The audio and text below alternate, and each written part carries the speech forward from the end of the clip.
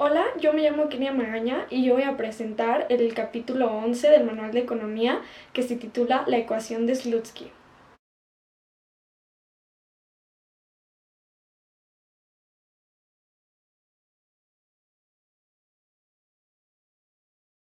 El objetivo de esta presentación es explicar el estudio de la variación de la demanda de un bien ante el cambio en su precio a través de la ecuación de Slutsky. En economía, la ecuación de Slutsky, o también puede ser llamada la identidad de Slutsky, fue denominada a partir del matemático, estadístico y economista ucraniano llamado Yevgeny Slutsky. Es principalmente reconocido por su estudio de las relaciones derivadas de la bien conocida ecuación de Slutsky, ampliamente utilizada en la teoría del consumidor en microeconomía, para separar el efecto sustitución del efecto renta-ingreso, en el cambio del consumo total de un bien que se produce frente a un cambio de precio de este último, o de un bien con una relación cruzada de consumo con el bien estudiado, ya sea sustituto o complementario. Bueno, pues cuando estudiamos la respuesta de la demanda a una variación en su precio, es natural imaginarnos una relación inversa entre estas variables, por la cual al aumentar el precio de un bien, su demanda disminuya. Es decir, pasa la ley de la demanda. Ahora, ¿qué es la ley de la demanda?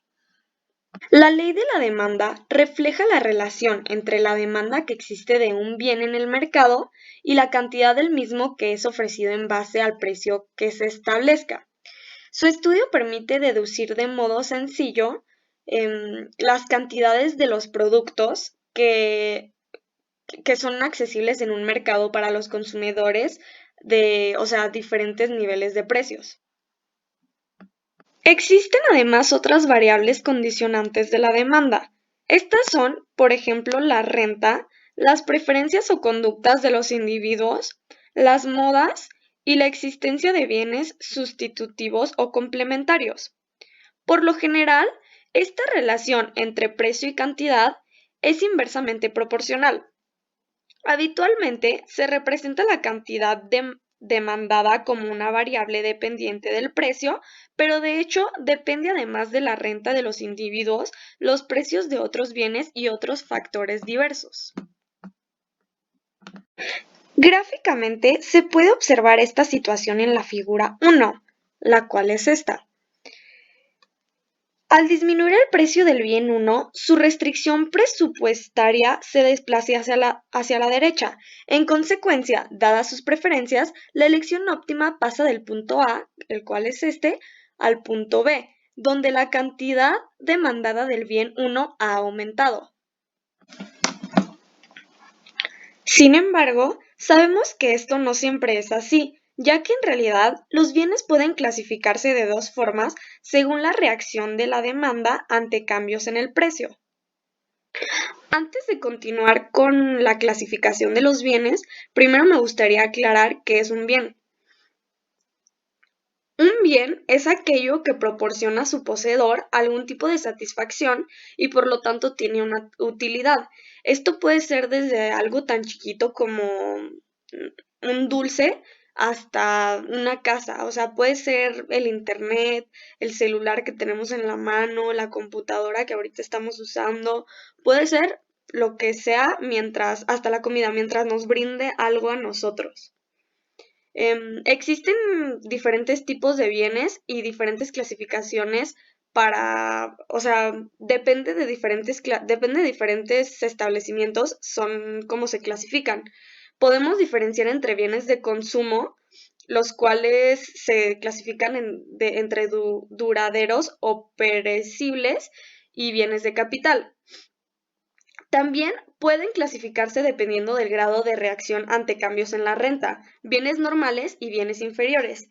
Y los que vamos a ver hoy son los que son ante cambios en el precio de los bienes, que se clasifican entre los bienes ordinarios y los bienes Griffin.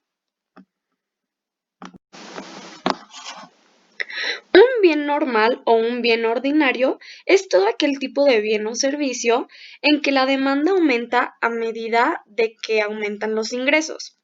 Es un término utilizado en economía para estudiar los distintos tipos de bienes.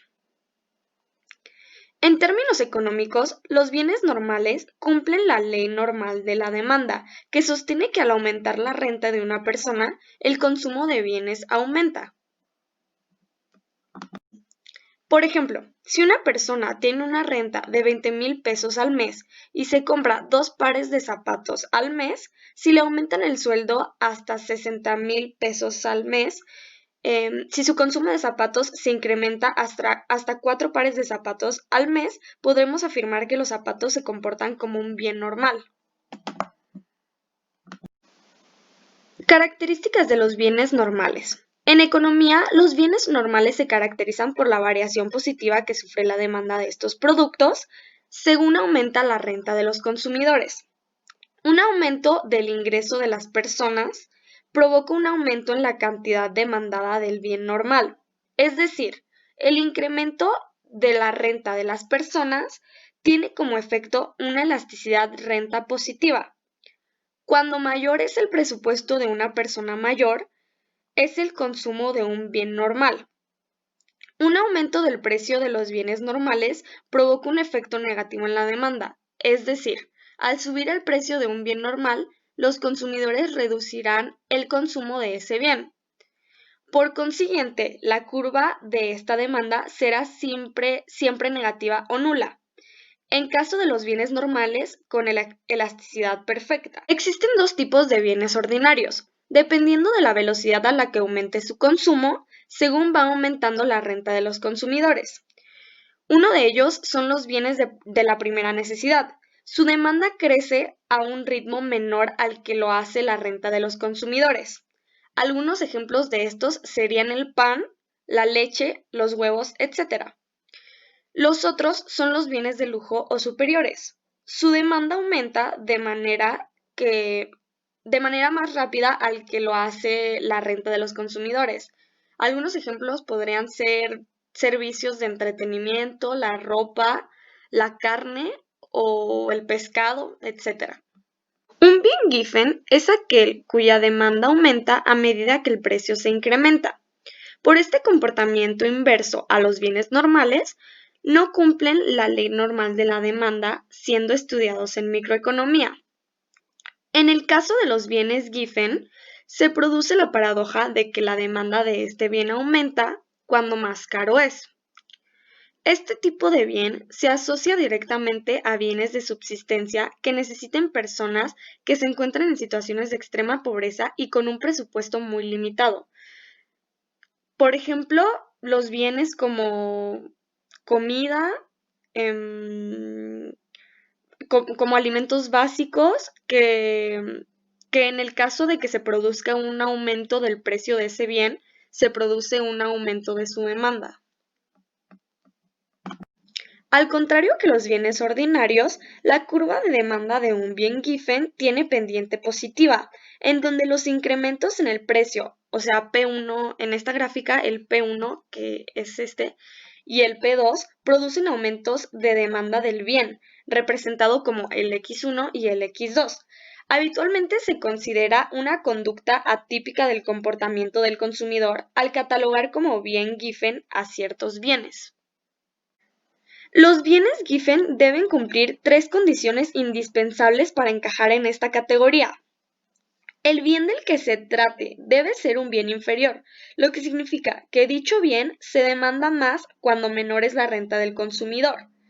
El bien debe representar una parte importante del presupuesto del consumidor. En otras palabras, debe ser indispensable para la subsistencia de la persona que lo adquiere. Debe haber una escasez de bienes sustitutivos, es decir, no se debe cumplir que si se aumenta el precio de un bien y debido a esto la demanda por otro bien aumenta, se dice que el primero es sustituto del otro. En la figura 2 se puede observar el caso de un bien Giffen, donde al disminuir el precio del bien 1, la elección óptima pasa del punto A, que es este, al punto B, que es este, donde la cantidad demandada del bien 1 ha disminuido. En el caso de este tipo de bienes, la curva de demanda tendrá un tramo con pendiente positiva, como se puede observar en la figura 3. La ecuación Slutsky nos permite descomponer esa variación total de la demanda en dos partes: el efecto renta, el cual es la variación de la demanda provocada por un aumento del poder adquisitivo total de la renta, y el efecto sustitución, el cual es la variación de la demanda provocada por una variación de la tasa a la que puede intercambiarse un bien por otro. Aquí en esta ecuación podemos ver que por un lado M, que es este simbolito, es algún valor de renta que mantiene el poder adquisitivo, es decir, que alcanza exactamente para comprar la cesta. La cesta está representado como X1 y X2, a los nuevos precios que son P1 y P2. Por otro lado, esto es el efecto de sustitución y esto es el efecto de renta. Como ya mencioné anteriormente, el efecto sustitución es la variación de la demanda provocada por una variación de la tasa a la que puede intercambiarse un bien por otro, es decir, es la diferencia entre dos cantidades, las cuales son la cantidad óptima demandada correspondiente al nuevo precio P1, cuando se hace variar la renta a M, tal que se mantenga constante al poder adquisitivo y en consecuencia la antigua cesta sea alcanzable. Y la segunda es la cantidad óptima demandada inicialmente. En otras palabras, el efecto sustitución me permite saber cómo sustituiría el consumidor un bien por otro si se produce una variación del precio del bien, pero se lo compensa con más o menos renta, de manera que su poder adquisitivo se mantenga constante, es decir, que pueda comprar la cesta original a los nuevos precios. Gráficamente, se puede observar en la figura 2.1 el efecto sustitución cuando se produce una disminución del precio del bien 1. Esta es la figura 2.1. Consiste en hacer girar la recta presupuestaria sobre la cesta demandada inicialmente, en este caso en sentido contrario al de las agujas del reloj, de modo que la nueva inclinación de la recta presupuestaria iguale ahora a P1 y a P2. La nueva recta presupuestaria está representada por la línea punteada, la cual es esta, y corresponde al nuevo precio P1 y nueva renta M. El signo del efecto sustitución será siempre contrario al signo de la variación del precio. Según este principio y siguiendo el gráfico 2.2, al elegir la cesta original, punto A, aquí, el consumidor revela que prefiere esa cesta a las demás cestas de su conjunto presupuestario. Por lo tanto, cuando se encuentra en su nueva recta presupuestaria, la línea punteada en el gráfico, o sea esta, no elegirá ninguna cesta sobre el tramo 1 de esa línea, ya que estando disponible la cesta A, estas otras pertenecen al conjunto presupuestario de cestas que ha rechazado. En consecuencia, elegirá una cesta sobre el tramo 2 de la línea, por ejemplo, la correspondiente al punto B, es decir, la cesta que elegirá tendrá por lo menos la misma cantidad del bien 1 que la correspondiente al punto A. El efecto renta es la variación de la demanda provocada por un aumento del poder adquisitivo total de la renta. Es la diferencia entre dos cantidades: la cantidad demandada final del bien 1 al nuevo precio P1 y la renta M, y la cantidad demandada del bien 1 al nuevo precio P1 y a la renta ajustada para mantener constante el poder adquisitivo M.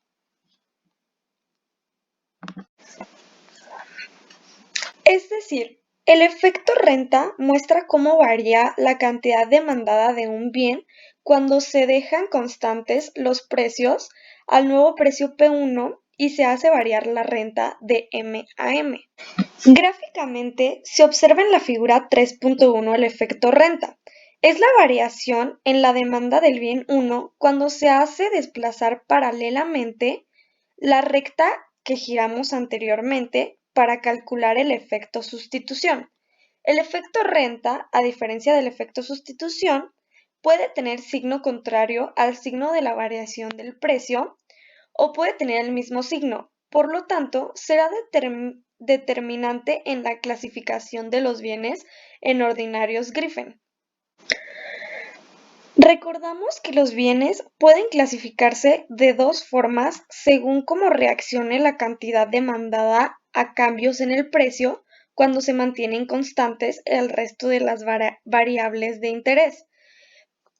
La primera son los bienes normales, que son la cantidad demandada que varía en el mismo sentido que la renta. Si esta aumenta, la cantidad demandada también aumentará.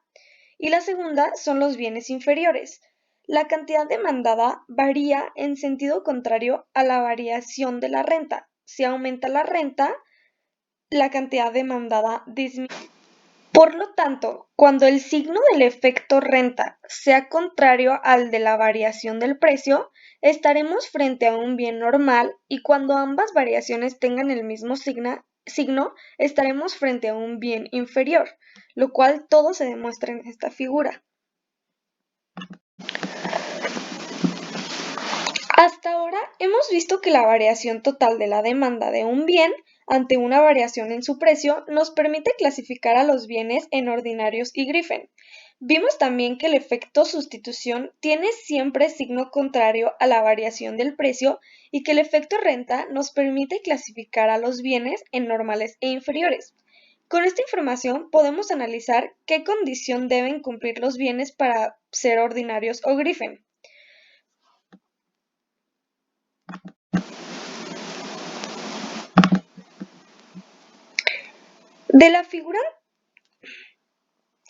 De esta figura podemos afirmar que cuando el efecto renta tenga signo contrario al precio, estaremos frente a un bien normal.